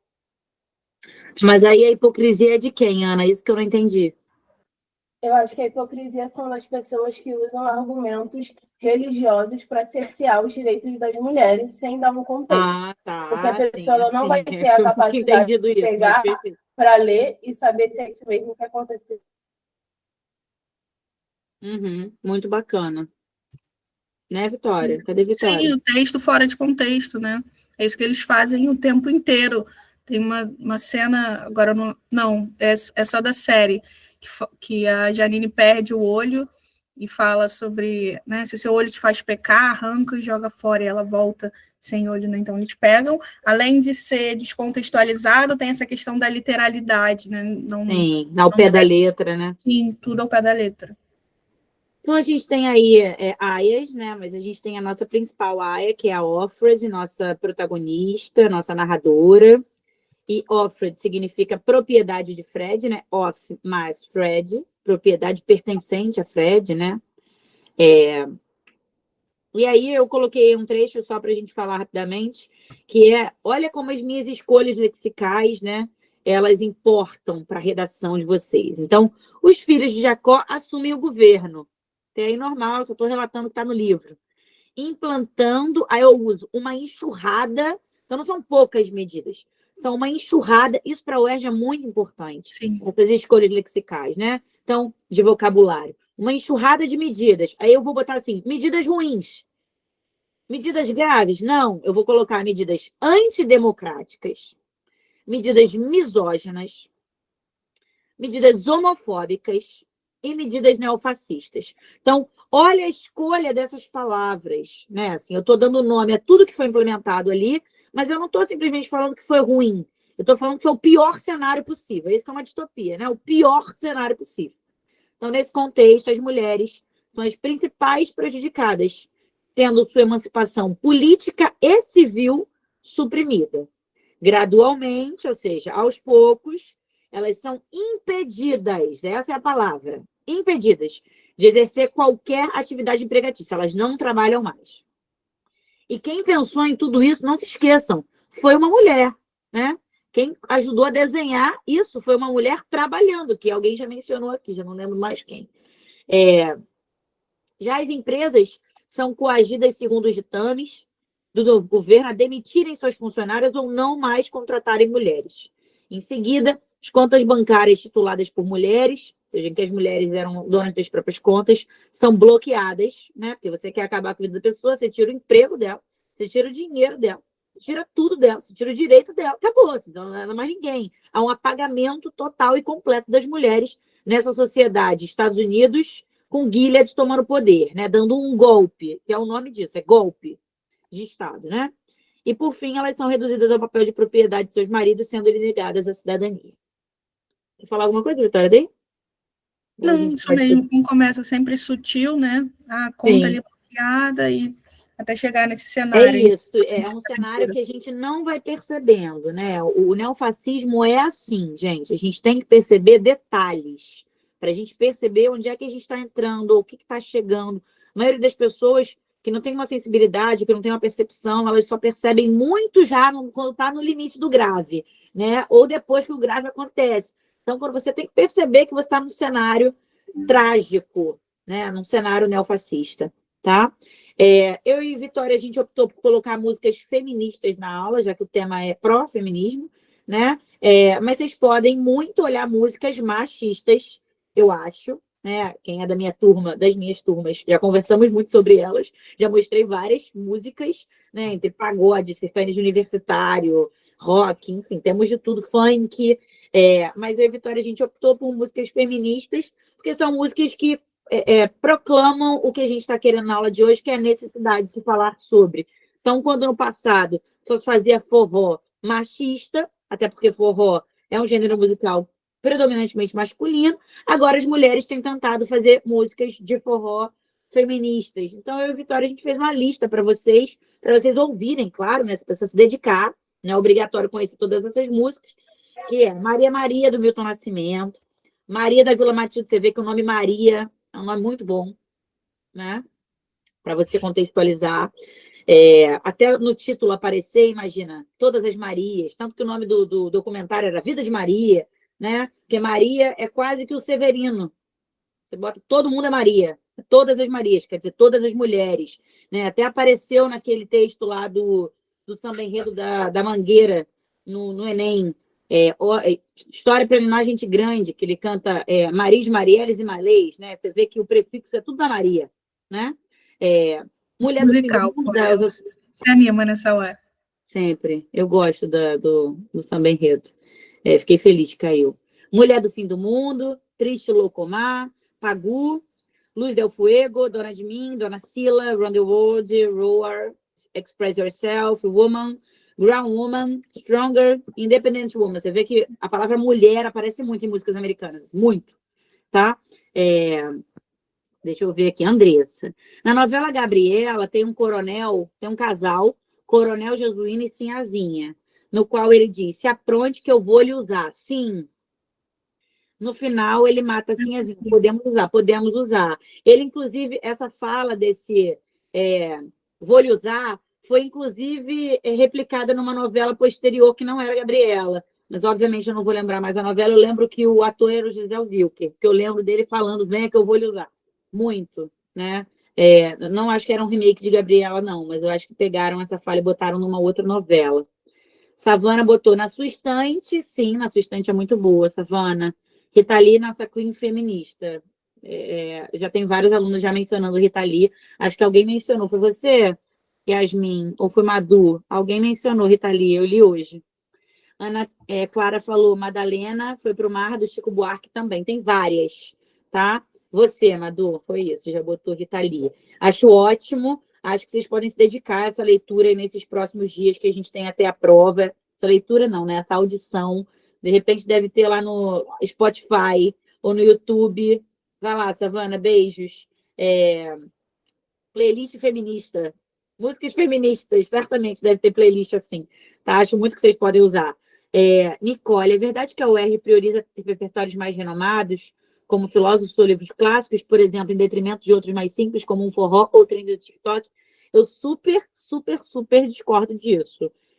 Nicole, inclusive bem preconceituoso, né? Assim, a fala de quem falaria isso, tá? E acho que é exatamente o contrário do que a UERJ quer pregar, né? A UERJ, a primeira faculdade a ter cotas, uma faculdade estadual, né? A gente vive no limite ali da grana financeira, na UERJ, a letras. Vitória, você pegou com condicionado? Peguei. Pegou, eu não, né? Eu estudei no calor, tal qual Peguei seu na irmão. instalação. Assim, Eu não sei se está transição. aqui, mas estava aqui. O William está aqui, está aqui. O William está aqui, que não me deixa mentir, estudamos no calor. Exatamente por isso. Assim, não é porque não fazia calor no Rio de Janeiro. Então, eu acho que a UERJ é muito mais pró-social do que o contrário, muito mais pró-popular do que o contrário. Então, não quer dizer que você tenha de botar algo popular. Algo clássico é ótimo. Mas eu acho que você pode comprovar isso, Nicole. Não que eu não acho que você não vai acreditar em mim. Eu acho que você vai acreditar em mim. Mas só para você tirar a prova real, eu acho que você pode ver as cartilhas da UERJ. Em uma das cartilhas tem uma redação oficial, porque eles foram lá pegar a redação oficial, que cita uma música da... Ai, meu Deus, esqueci o nome dela. Fala, William. Taylor Swift, isso, muito obrigada. Nobody No Crime é o nome da música. Então, assim, você imagina, para um corretor, né, professor de português, eu, por exemplo, não conheço Taylor Swift, mora aí um delito meu, pelo visto. Então, não tem menor problema, a pessoa tirou 18, sabe? E não foi por conta da Taylor Swift que ela perdeu. Sim, eu sempre falo dessa redação, porque eu acho que ela é um marco. E ela é uma das poucas redações que a gente tem acesso, né? Que foi corrigida realmente pela UERJ, tá? Já vi muita gente falando isso, que não é igual ao Enem, em que pode citar qualquer coisa. Eu realmente concordo que não pode citar qualquer coisa, Nicole. Essa falha eu concordo. Eu só não acho que você deveria priorizar os filósofos, muito pelo contrário, né? Eu acho que os filósofos parecem mais com o Enem, tá? Até porque se a ideia é fazer essa relação da distopia com a realidade, se a realidade é popular, né, e a UERJ defende... Não, Juliana, não está na cartilha desse ano. Eu acho que vocês podem achar a cartilha naquele Desempenhos Med. Não sei se alguém pode entrar aí no Instagram agora e mandar para a gente o link. Mas no grupo, nesse Instagram, Desempenhos Med, tem todas as cartilhas. Eu não sei de que ano que é. A cartilha laranjinha, Louise. Acho que é a turma 2027. 2027 menos 6, talvez seja a turma 2021. Talvez seja o vestibular 2021, talvez. Mas eu não sei, tá? Mas é a turma 2027. Medicina coloca o nome da turma, né? É o ano de formatura da turma. Então, se eu não me engano, não. É com certeza a laranjinha. Eu só não sei qual é o ano da turma. Tá? Mas não tem muitas cartilhas, não. Então, você vai achar fácil, tá bom? Vamos seguir. Se alguém quiser mencionar mais alguma música, fala aí. A gente tem mais uma música, na verdade, um gênero, que é o feminejo. O feminejo é essa palavra aí, né? Esse neologismo Esse eu conheci. que vem lá do sertanejo. Eu até contei dando aula, essa mesma aula com a Vitória essa semana, que eu tive muitas aulas de doutorado lá da UERJ, falando sobre o feminejo, né? Tentando fazer com que a gente analisasse as músicas da Maria Mendonça. No meio dessas análises, a Maria Mendonça acabou vindo a falecer, assim, foi bem esquisito, na verdade, no dia que eu estava tendo aula dela, da música dela, e a gente teve a notícia na hora, né? Era uma aula online, eu fiz praticamente todo o doutorado online por conta da Covid, né? Então, esse feminejo eu acho que pode ser muito mencionado, vai que alguém ama, vai que alguém gosta, são mulheres empoderadas que chamam de patroas, de rainhas, né? E que apesar de cantarem às vezes sobre traição, elas colocam a mulher nesse lugar de superação da traição, né? Assim, tá me traindo? Vou superar, né? Me separei? Vou superar. Você não vale nem R$ 50, etc, etc. Gente, eu mal conheço, tá? Estou mencionando só as coisas que eu lembro. Ana Clara já ajudou e falou que é a de 2022. Olha aí, minha conta não estava tão errada assim. E Louise já mandou para vocês aí a cartilha. Vocês são muito eficientes, meninas. Paola, como faço para citar coisas boas, como essas músicas, interligar com o livro que só aborda coisas ruins? Tenho muita dificuldade com isso. Paola, eu não sei se você já ouviu falar de um método argumentativo que se chama dialética. E no método argumentativo que se chama dialética, você pode colocar 2 pontos, né, que a UERJ alega que você consegue defender o talvez, o depende. Então, nesse método argumentativo específico, em que você abordaria 2 pontos daquela pergunta, você poderia citar uma música positiva, por exemplo, ou ainda, falando de algo ruim, você poderia falar que no lugar de músicas machistas, músicas como essas deveriam ser exaltadas, feitas, escritas, compostas. Eu acho que é esse o comparativo, sabe? Boa. Vamos. Senso comum. Coloquei aqui algumas falas do senso comum, infelizmente, tá? Não queria ler. Mas não vou fazer a Vitória ler, vou ler.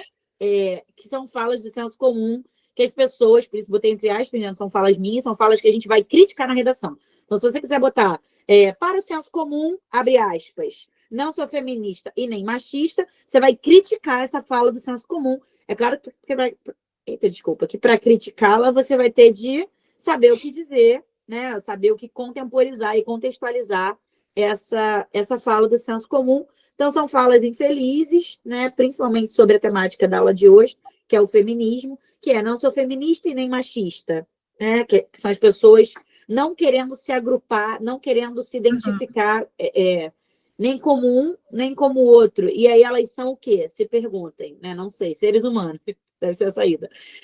Se a luta é por igualdade, deveria se chamar humanismo, que aí as pessoas misturam com direitos humanos, quando, na verdade, não se trata disso. Direitos humanos, obviamente, é importante, né? Tanto que tem a DUDH aí, né? E ela é importante para a gente, inclusive para as mulheres. No entanto, a luta por outros direitos, não só os humanos, né? Mulheres estão querendo privilégios demais. Por que vocês não lutam pelo alistamento militar? Essa é uma clássica, né? E vocês sabem, mas o alistamento militar, ano que vem, finalmente vai realizar o desejo dessas pessoas, mas ele ainda não é obrigatório, ele é voluntário, então não vai realizar totalmente. Né? Vão dizer que a mulher pode escolher se vai ou se não vai. Por que as feministas não se depilam? Mas também existem mulheres machistas. Feministas defendem o aborto, né, como se fosse a única pauta. E homens podem ser feministas. Algum comentário? Lágrimas. Quer falar, Vitória? Nossa, doído. Muito esquerdomachos. Yasmin sempre muito pontual. Volta naquilo que a gente falou sobre definição, né? A gente pode partir na redação do elementar, da ideia de que tem uma minoria social, é igual quando fala sobre Dia da Consciência Negra. Nós somos todos humanos, precisava só do Dia da Consciência Humana. Então, aqui a gente não está para avaliar feminismo radical, liberal, a ideia não é essa, né? Pontos sobre se depilar ou não, ou sobre aborto, é sobre a ideia de que a gente precisa de uma igualdade política, econômica e social. A gente não precisa ir muito além disso, isso já é suficiente. Então, usar essas falas do senso comum pode ser muito produtivo para a gente ver o quanto, em pleno século XXI, a gente ainda tem um movimento tão importante, tão essencial, sendo reduzido ao que você faz com o seu corpo, à obrigatoriedade, né? Se o homem é obrigado, por que vocês não lutam por isso? Ninguém deveria ser obrigado a nada, na verdade, né? Olha a pergunta da Madu, Vitória, que ela fez para mim, mas vou entender para você também. Será que a introdução com definição de feminismo fica com cara de Enem? Eu acho, Madu, eu só não acho que dá para usar definição. Eu não acho que você precisa botar assim, para o dicionário, entendeu? Pode ser uma definição sua, com as suas palavras, sabe? Eu só não acho que você precisa... a definição de feminismo não acho que precisa ser assim, sabe? A questão é sempre a fluidez, né? É igual a ideia, você pode pegar a ideia de Simone de Beauvoir e botar como se fosse sua, assim. Botar o feminismo, um movimento político que visa a igualdade das mulheres, você está definindo. Eu não vejo problema exatamente nenhum. Fazer Madu, uma não sei se necessariamente só na introdução, eu acho que em qualquer momento você pode mencionar, tá? Demandas, então. Para que o feminismo serve, né? Assim, qual é o serviço? O fim da visão social da mulher como objeto, pode ser muito um tema, objetificação do corpo da mulher, objetificação da minoria feminina, enfim. Busca pela igualdade salarial, possibilidade de realizar as mesmas funções profissionais, divisão das tarefas domésticas, né? O trabalho do cuidado já foi tema do Enem, autonomia sexual, fim do assédio recorrente em diversos meios sociais, assédio sexual, moral e afins, representatividade da mídia, né, ter mais mulheres ou tanto de mulheres que tem como homens. Então, quando você olha para o Jornal Nacional, tem o Bonner e tem uma mulher já há muito tempo, mas não era assim em todos os segmentos, em todos os programas. Os programas, por exemplo, de futebol, não tinham mulheres até pouco tempo atrás. Agora você vê a Globo Esporte, a Globo News, sei lá que Globo, colocando em toda mesa redonda masculina pelo menos uma mulher. Quer dizer que eles deixam ela falar? Não, não deixam. Não deixam. Se vocês já assistiram, assistam, passem esse ranço. No entanto, ela está lá. Já é um avanço, um mínimo avanço, mas um avanço, tá? Representatividade política. Então, quando a gente olha Nem todo mundo é do Rio, principalmente pelo sotaque, já percebi, mas quando a gente olha aqui para o Rio, né, a gente não teve nenhum possível prefeito, né, feminina, mulher, e então a gente não pode, nem se eu quisesse votar em mulher, mas no que a gente vota, né? No profissional mulher que a gente pode ir, a gente pode ir. Então, essa representatividade é muito importante, não só na política, mas em todas as esferas. Legislação igualitária, né? As leis serem iguais, e demonstrar que o gênero é uma construção social e não uma verdade universal. O gênero é construído, né? Dependendo do ambiente que você está inserido, e não é uma verdade universal. Ana Carol falou. Depois a senhora... Ai, Carol, senhora não. Né? Depois você pode explicar como usar a primeira pessoa na redação? O Enem me viciou na impessoalidade. Já falo sobre isso. Ana, não vou esquecer não, pode deixar. Aqui eu listo para vocês o que é o assédio sexual. Acho importante vocês saberem dar nome às coisas. Então, o que é o assédio sexual? Assédio caracteriza-se por constrangimentos e ameaças com a finalidade de obter favores sexuais feita por alguém de posição superior à vítima. Essa pessoa de posição superior, ela pode ser um professor, ela pode ser um chefe, ela pode ser um tio, ela pode ser um pai. Tudo isso é posição superior, certo? Importunação ofensiva ao pudor, é o assédio verbal. Quando alguém diz coisas desagradáveis, é o caminhoneiro, é o taxista. São os arquétipos dos machistas de profissões nas ruas, né? Ou faz ameaças. Tais condutas também são formas de agressão e devem ser coibidas e denunciadas. Vocês podem, inclusive, mencionar que, por conta disso, dessa infelicidade, o metrô tem um horário aqui no Rio, não sei se tem mais lugares, mas aqui no Rio o metrô tem um horário 2 vezes por dia para que as mulheres possam ir num vagão sozinhas, já que homens, quando estão muito perto de mulheres, num horário muito cheio, eles acham que é um ótimo lugar, por exemplo, para ele se esfregar ou para ele fazer qualquer outra atitude inadequada naquela circunstância, tá? Tem a necessidade de ter isso, né? Em pleno 2024. Ai, me dá um ódio, ninguém respeita o vagão feminino no trem. Yasmin, porque eu não tô, porque quando eu tô, eu não sou uma pessoa certa nesse vagão, não, entendeu? Eu ainda não apanhei por uma obra do destino. Porque eu já podia ter apanhado várias vezes, de várias pessoas, inclusive. Porque eu mando sair. E eu não paro de falar enquanto não sai. Eu sou insuportável. Não sejam assim, mas eu sou. Ato obsceno é quando alguém pratica uma ação de cunho sexual, como, por exemplo, exibe seus genitais em local público a fim de constranger ou ameaçar alguém. Então, não sei se vocês já viram, né? Infelizmente, isso acontecer. Eu já vi algumas vezes, tá? Principalmente nesse horário trágico que eu e Vitória a gente vai trabalhar, que é às 7 da manhã. Tem pessoas bem loucas nas ruas às 6 da manhã. 5, 6 da manhã é o horário da loucura, tá? Bêbados / trabalhadores, eu nunca sei. É um limiar muito doido. Uma Se linha é o bêbado, eterna. se é o trabalhador, ou se eles são bêbados e trabalhadores. Fica essa dúvida na nossa mente. E, por fim, o estupro, que é o que acontece mais no livro, né? O nome é esse. Cite ele. Não fique com medo de colocar essa palavra, né? Falar que a cerimônia é um estupro. Tocar as partes íntimas de alguém sem consentimento, é o que acontece, também pode ser enquadrado como estupro, dentre outros comportamentos. Constranger alguém mediante violência ou grave ameaça, ter conjunção carnal, ou a praticar ou permitir que com ele se pratique outro ato libidinoso.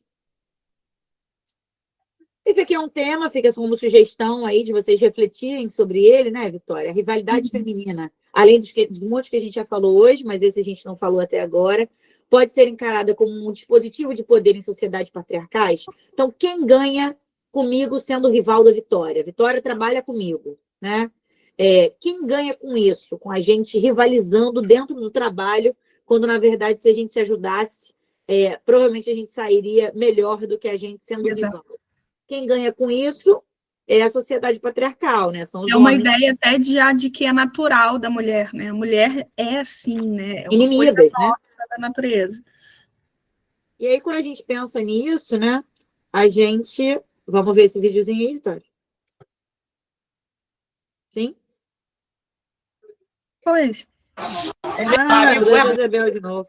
Não, Quando é a aquele, gente pensa nisso, quando a gente pensa nisso, a gente pensa que a rivalidade feminina não é algo normal, que não deveria ser tratado como algo normal, mas que esses princípios opressores, né, as mulheres foram tão oprimidas que colocaram essa ideia na nossa cabeça, né? Então você tem uma amiga e de repente sua amiga comprou a mesma blusa que você, nossa, ela tá te imitando. Por que ela tá comprando a mesma roupa que você? Ela quer ficar igual a você, ela quer ser bonita igual a você, né? Então o porquê dessa cultura machista se perpetuar é muito simples, dificultar que as ideias do feminismo sejam amplamente aceitas, porque leva as mulheres a acreditarem que não podem realmente se unir, já que são naturalmente inimigas e as mulheres desunidas, elas não causam um Mayday. Exato. É isso. O fato de muitas vezes as mulheres se encararem como inimigas está muito atrelado ao que elas aprenderam que era certo. Por exemplo, o culto à estética, a obrigação de estar sempre arrumada, a necessidade de seguir a cartilha do casamento e filhos, e etc. Esse final de semana, por exemplo, fui num evento e uma menina me encontrou, uma menina que me conhece há muito tempo, e falou assim, nossa, você não envelheceu nada. Fã ou hater? Digam para mim. Aí eu fiz assim... O que você comenta, assim? Eu não sabia se era para eu agradecer, se era para eu ficar feliz ou se eu era para ficar triste, né? Porque eu deveria ter envelhecido. Então, é muito comum, né, esse tipo de discurso, sabe? Entre mulheres. Ou o discurso de quando é que você vai casar, ou se você se separou, você é uma pessoa considerada menor por isso, né? Como se você tivesse errado, né? Você errou. Sim. O casamento não teve sucesso. Culpa da fracasso, mulher. já. Com certeza, foi a mulher que errou. Você não edificou o seu lar suficientemente, né? Gostou, Vitória? O vocabulário todo evangélico. Faz uma análise de consciência. Quantas vezes você já se pegou comparando a outras mulheres? Ferindo sua autoestima, duvidando das suas próprias qualidades. Ou diminuindo uma mulher no intuito de enaltecer outra. Né? Ai, não liga para ela não, você é muito mais bonita que ela. Um mundo sem machismo parece um mundo perfeito, não é mesmo? Mas saiba que isso é possível, desde que sejamos capazes de mudar nossas atitudes em relação às coisas simples, como essa rivalidade feminina aí. Né? E os homens sempre vistos como, né, o prático, a amizade verdadeira, tanto que a menina, né, quando precisa de uma praticidade, de alguém para falar a verdade, é o homem, né? Porque a mulher tem sempre esse olhar de inveja. Tem um discurso muito disseminado assim, entre mulheres casadas, vocês ainda não são, acredito eu, né? Mas você não pode ficar falando sobre o seu casamento com outras mulheres, porque essas mulheres elas vão invejar seu casamento, elas vão desejar o seu marido, você tem que cuidar do seu casamento, como se todo mundo fosse querer ser casada com o seu marido. Né? Isso. Casamento blindado. Isso. Me arrepio toda. Então, a gente tem aí 2 funks que eu trouxe. Olha aqui, Yasmin. Yasmin nasceu para ter o mesmo cérebro que eu, Vitória. É a primeira coisa que eu penso, quando eu penso em rivalidade feminina, é nesse verso aí. Desejo a todas inimigas vida longa. Beijinho no ombro para o recalque passa longe. É um funk que já era um funk mais feminino, né? Já colocava a mulher no centro, mas ele ainda não era um funk feminista, né? Hoje a Valesca Popozuda já não canta, quer dizer, ela canta isso porque a música dela é de sucesso, óbvio, né? Até respeito, no entanto, eu acho que ela não faria mais sucesso com uma música dessa, então ela tenta transformar, se alguém que escreve para ela, não sei, num funk um pouco mais politizado, né? Que coloca essa mulher um pouco mais empoderada, muito diferente desse aqui, que não é da época de vocês, porque eu sou bem mais velha, que todo mundo que está aqui provavelmente, Duelo, Fiel e Amante. Ouçam. Ouçam. É esse o recado da aula de hoje. Vamos olhar para a cara dessas amantes e vamos debochar. E aí fica esse duelo, como vocês podem ver, fiel, amante, fiel, amante, fiel, amante. E o que mais me choca sempre é quando elas cantam Vou dar palhinha de Marquinha e a outra canta Vou dar palhinha de Hematoma. E aí canta Toma, toma. O William disse que é um clássico, tá vendo? O William da minha época. Muito obrigada por não me deixar me sentir. Tem mais uma da MC Kátia desse tipo, olha aí.